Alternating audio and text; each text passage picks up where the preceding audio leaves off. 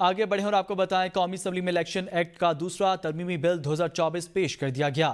بل کے مطابق آزاد امیدوار مخصوص مدت کے بعد کسی اور سیاسی جماعت میں شامل نہیں ہو سکے گا۔ یہ ایکٹ فی الفور نافذ العمل ہوگا اور انتخابات ایکٹ 2017 کے آغاز نفاذ سے مؤثر بے عمل تصور ہوگا۔ اسلام آباد سے عماد احمد کی رپورٹ دیکھتے ہیں۔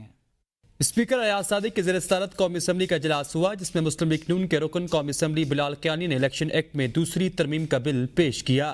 مجوزہ بل میں الیکشن ایکٹ 2017 کی سیکشن 66 اور 104 میں ترمیم پیش کی گئی، جس کے تحت آزاد امیدوار آئین اور قانون میں درج مخصوص مدت کے بعد کسی سیاسی جماعت میں شامل ہونے کا حق استعمال نہیں کر سکتا۔ I hereby introduce the bill further to amend the Elections Act 2017, the Elections Second Amendment Bill 2024.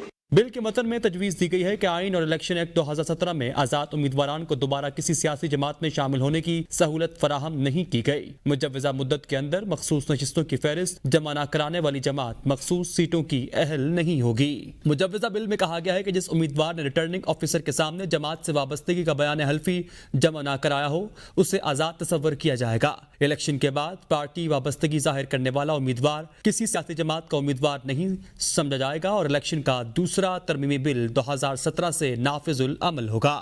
وزیر قانون نے بل قائمہ کمیٹی کے سپرد کرنے کی سفارش کر دی اور اسپیکر نے اسے متعلقہ کمیٹی کے سپرد کر دیا اور اسپیکر قومی اسمبلی کی چیئرمین کمیٹی کو کمیٹی اجلاس کل ہی طلب کرنے کی ہدایات بھی جاری کی گئی۔